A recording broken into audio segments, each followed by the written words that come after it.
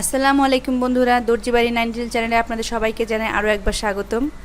আজ আমি একটি সিম্পল কামিজ সেলাই করার পদ্ধতি দেখাবো। এই ভিডিওতে আজকে আমি বেশ কিছু টিপস এবং ট্রিক্স শেয়ার করব, যা আপনাদের সেলাইয়ের কাজে অনেক উপকারে আসবে। আশা করি ভিডিওটি শেষ পর্যন্ত দেখবেন। আপনারা যারা আমার চ্যানেলকে এখনও সাবস্ক্রাইব করেননি, তাদের কাছে আমার অনুরোধ, প্লিজ আমার চ্যানেলটিকে সাবস্ক্রাইব করবেন, আমার ভিডিওগুলোকে লাইক করবেন এবং ফ্রেন্ডস এবং ফ্যামিলির মধ্যে শেয়ার করবেন। আসুন তবে শুরু করা যাক। আমি এখানে বক্রমের মধ্যে গলার ডিজাইন কেটে নিয়েছি এবং বক্রমটিকে একটি কাপড়ের সাথে অ্যাটাচ করে নিয়েছি। জামার গলাতে কিভাবে বক্রম বসাতে হয় তার একটি ভিডিও দেওয়া আছে, আপনারা যদি সেই ভিডিওটি দেখেন তাহলে এখানে আপনাদের বুঝতে সুবিধা হবে। আমি ঠিক সেই একই পদ্ধতিতে গলার ডিজাইনটি জামাতে বসিয়ে নিচ্ছি।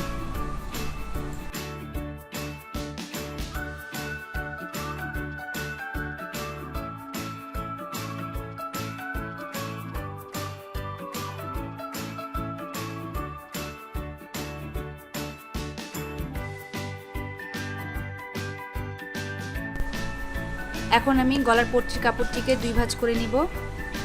আঙুল দিয়ে ভাঁজ দিয়ে সেন্টার পয়েন্ট বের করব এবং কাঁচি দিয়ে কেটে একটি চিহ্ন দিয়ে নেব।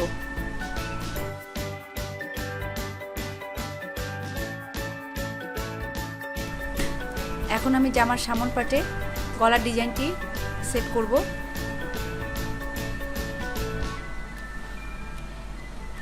এর জন্য আমি চক দিয়ে জামার সামন পাটে সেন্টার পয়েন্টে একটি চিহ্ন দিয়ে নেব। সেই সাথে বক্রমের মধ্যেও আমি চিহ্ন দিয়ে নেব।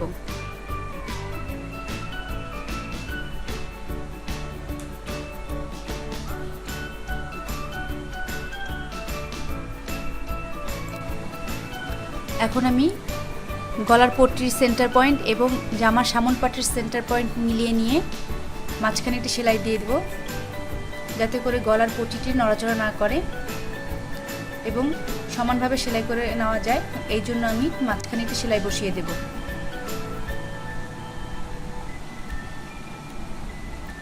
ভালো করে খেয়াল করুন বন্ধুরা। এবার আমি পাশ দিয়ে সেলাই বসিয়ে নেব। অবশ্যই বক্রমের উপর সেলাই বসাবো না, বক্রমের পাশ দিয়ে আমাদের সেলাই বসাতে হবে।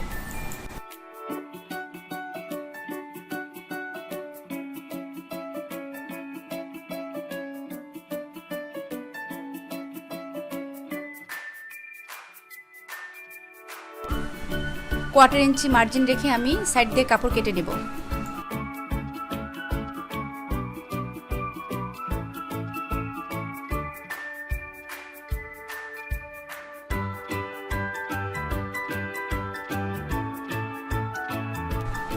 এখন আমি গলার বক্রমটিকে উল্টিয়ে গলার উপরে একটি করে চাপ সেলাই দিয়ে নেব। একদম সাইড দিয়ে চাপ সেলাইটি দিয়ে নেব।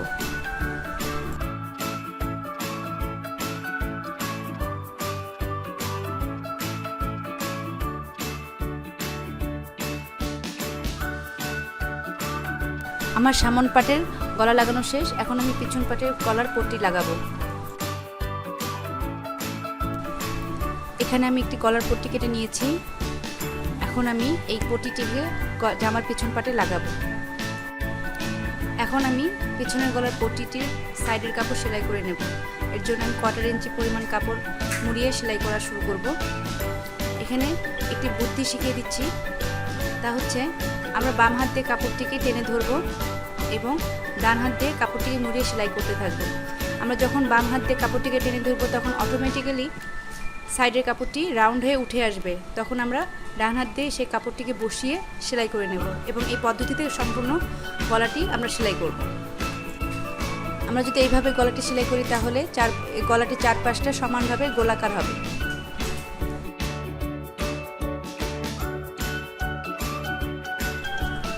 আমাদের গলা পট্টি সেলাই করা হয়ে গেছে। এখন আমরা এটাকে জামার পিছন পাটের গলাতে সেট করব। এখন আমি এই পট্টিটিকে জামার পিছন পাটে বসিয়ে সমান করে বসিয়ে নেব এবং সুন্দর করে একই রকম মার্জিন রেখে সেলাই করে নেব।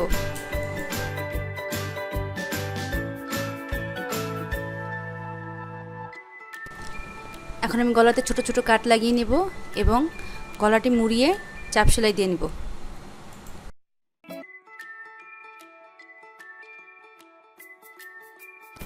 এখন আমি জামার পিছনের পার্ট এবং সামনের পার্ট কাঁধের অংশে জয়েন করব।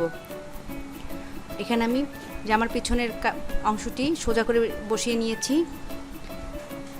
সামনের অংশের সোজা পাশ এবং পিছনের অংশের সোজা পাশ মুখোমুখি বসবে। একটু ভালো করে লক্ষ্য করুন বন্ধুরা, আমি পেছনের পাটে গলার পট্টির মধ্যে সামনের পাশের গলার পট্টিটি জয়েন করছি। ভালো করে লক্ষ্য করুন, পিছনের গলার পট্টিটি যেখানে শেষ হয়েছে ঠিক সেখানেই আমি সামনের গলার পট্টিটি বসাচ্ছি। বসিয়ে আমি পেছনের গলার পট্টিটি মুড়িয়ে নিচ্ছি। নিয়ে এখন আমি কাঁধের অংশে জয়েন দিয়ে দেব।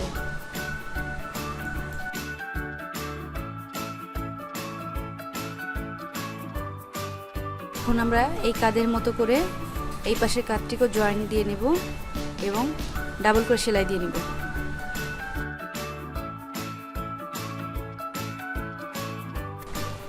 বন্ধুরা, আমার কাঁধের জোড়া লাগানো শেষ হয়ে গেছে। এখন আমি সাইডের কাপড় হিপ পর্যন্ত জয়েন করে নেব।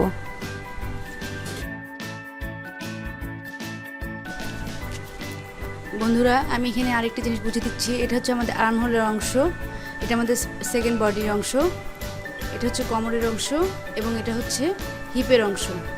আমি আর্মহোল থেকে সেলাইটা শুরু করব এবং কোমর দিয়ে এসে আমি হিপ পর্যন্ত সেলাই করব এবং লক দিয়ে আবারও ওই সেলাইয়ের উপর দিয়েই আমি আরেকটি সেলাই দিয়ে বের হয়ে যাব। আমি এই হিপের জায়গায় এসে সেলাইটিকে থামিয়ে দেব এবং এখানে একটি লক সেলাই করে নেব।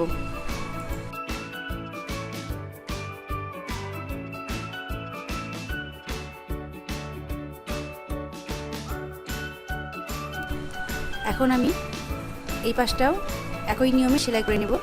তবে সেলাই করার সময় অবশ্যই বডির মাপটা ঠিক রাখতে হবে।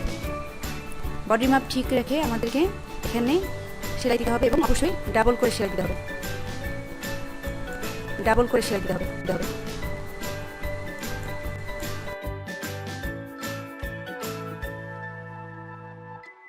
এখন আমি সাইডের ফাড়া সেলাই করে নেব। তার আগে আমি এখানে হিপের জায়গাতে কাপড়টিকে মুড়িয়ে আমি আঙ্গুল দিয়ে চাপ দিয়ে একটু সেট করে নেব। এটা অবশ্য বিগিনারদের জন্য আমি দেখাচ্ছি, যারা নতুন তাদের সুবিধার জন্য আমি এভাবে একটু দেখিয়ে দিচ্ছি। একই নিয়মে আমি দুই পাশের কাপড়টি মুড়িয়ে নেব। এখন আমি সাইডের কাপড়টি দুইবার মুড়িয়ে সেলাই করে নেব এবং এইভাবেই হিপ পর্যন্ত সেলাই করব।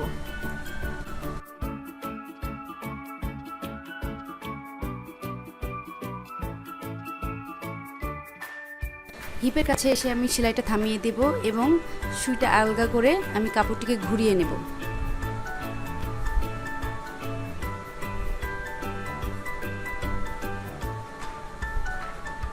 কাপড়টিকে সোজা করে বসিয়ে আমি এই সাইডের কাপড়টিকে একটু মুড়িয়ে নেব। যতটুকু আমি চ্যাপটা রাখবো অতটুকু চ্যাপটা রেখে কাপড়টিকে মুড়িয়ে নিয়ে একটু সেলাই দিয়ে দেব। এই মাথা পর্যন্ত আমি একটু সেলাই দিয়ে দেব। আবার সেলাইটা থামিয়ে আমি কাপড়টিকে আবার ঘুরিয়ে নেব। এইভাবে আমি সম্পূর্ণ ফাড়াটা সেলাই করে নেব। এই পর্যায়ে আমি সেলাইটা থামিয়ে নেব। এখানে এসে আমি সেটি বের হয়ে যাব না। এখানে আমি নিচে ঘেরের অংশটি দুই ভাঁজ করে নেব, নিয়ে এবং ডাইরেক্ট এভাবেই সেলাই করে যাব। এখন আমি কাপড়টিকে ঘুরিয়ে নিচ্ছি, নিয়ে আমি নিচের ঘেরটা সম্পূর্ণ সেলাই করে নেব। ঘুরিয়ে নিচ্ছি, নিয়ে আমি নিচের ঘেরটা সম্পূর্ণ সেলাই করে নেব।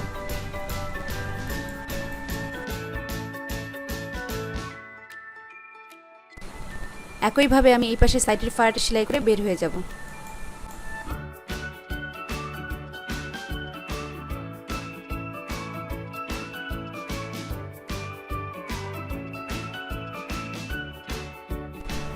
ঘেরের যে অংশটি আমি সেলাই করে নিলাম, এখন এটাকে সোজা পাশ করে নেব।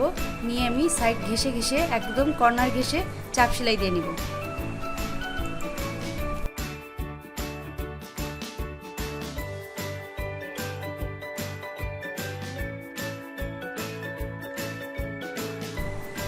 আমার ঘেরে কাজ শেষ। এখন আমি জামার সাথে হাতা লাগাবো।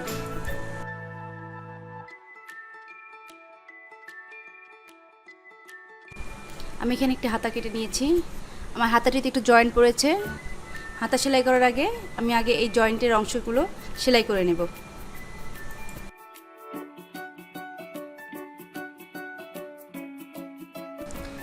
আমার জয়েন দেওয়া শেষ। এখন আমি মুহুরির সেলাই করে নেব। মুহুরির কাপড়টিকে আমি এভাবে 2 ভাঁজ করে নিয়ে সেলাই করে নিব এবং সোজা পাশে একটি চাপ সেলাই দিয়ে নেব।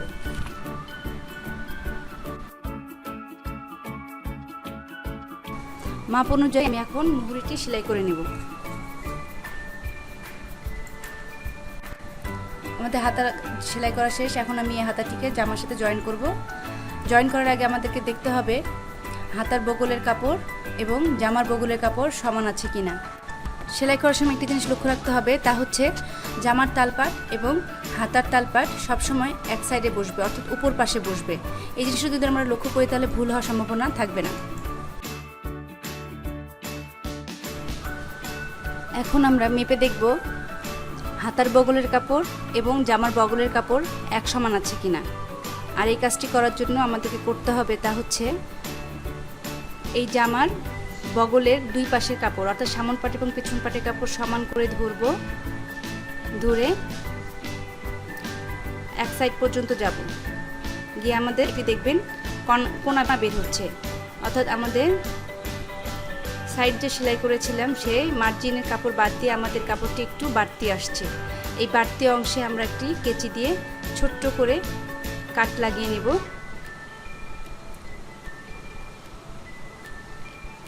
এই কাট লাগানোর কারণ হচ্ছে আমরা এই কাট লাগানোর জায়গা থেকেই হাতাতেই জয়েন দেওয়া শুরু করব, যার কারণে আমি এখানে একটি কাট লাগিয়ে নিলাম। এখন আমি জামার বগলের সাথে হাতার বগলটি মেপে নেব। মাপ নেওয়ার পরে যদি আমরা দেখি হাতার কাপড় কম বেশি হচ্ছে, তাহলে আমরা সেলাইটি খুলে কাপড়টিকে বাড়িয়ে অথবা কমিয়ে নেব। অর্থাৎ আমি জামার বগলের মাপ করে আমি হাতার বগলের কাপড়টি সেলাইটি অ্যাডজাস্ট করে নেব।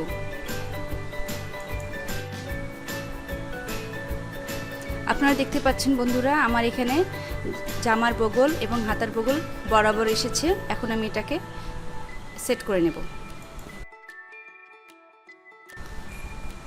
হাতাটি লাগানোর আগে আমি অবশ্যই আগে হাতাটিকে সোজা পাশ করে নেব।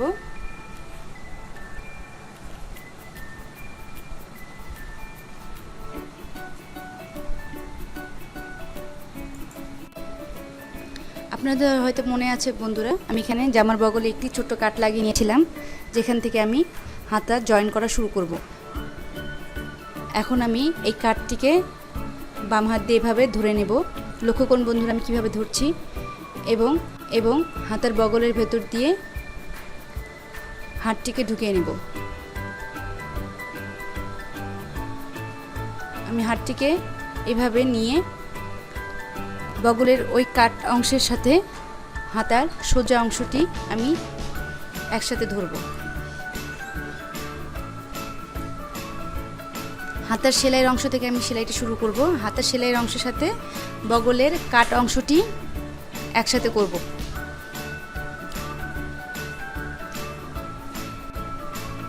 লক্ষ্য করুন বন্ধুরা আমি যেভাবে করছি এই স্টেপগুলো আপনারা ফলো করবেন। এখন আমি এই হাতের উপর নেওয়া কাপড়টিকে বের করে দেব। এখন আমি নিজের সুবিধা অনুযায়ী, অর্থাৎ আপনি আপনার সুবিধা অনুযায়ী কাপড়টিকে সেট করে নিয়ে সেলাই শুরু করবেন।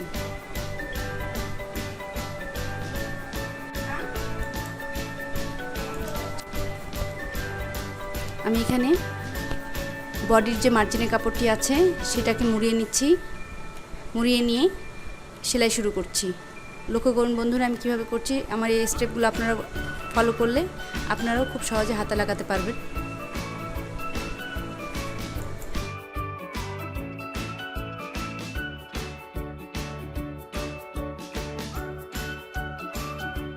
একইভাবে আমি দ্বিতীয় হাতাটি লাগিয়ে নেব এবং জামা সেলাই করা সম্পূর্ণ করব। আমার দুটো হাতাই লাগানো কমপ্লিট হয়ে গেছে, সেই সাথে আমার জামা সেলাই করা শেষ হয়ে গেছে। দেখলেন তো বন্ধুরা কত সহজেই কামিজ সেলাই করে নেওয়া যায়। আমার এই স্টেপগুলো যদি আপনারা ফলো করেন তাহলে আপনারা যারা বিগিনার আছেন তাদের কাছেও কামিজ সেলাই করা খুব সহজ মনে হবে। আর ভিডিওটি কোথাও যদি কোনো অংশে বুঝতে অসুবিধা হয়ে থাকে তাহলে আমাকে অবশ্যই কমেন্টে জানাবেন, আমি সেই সমস্যাগুলো সমাধান করার চেষ্টা করব।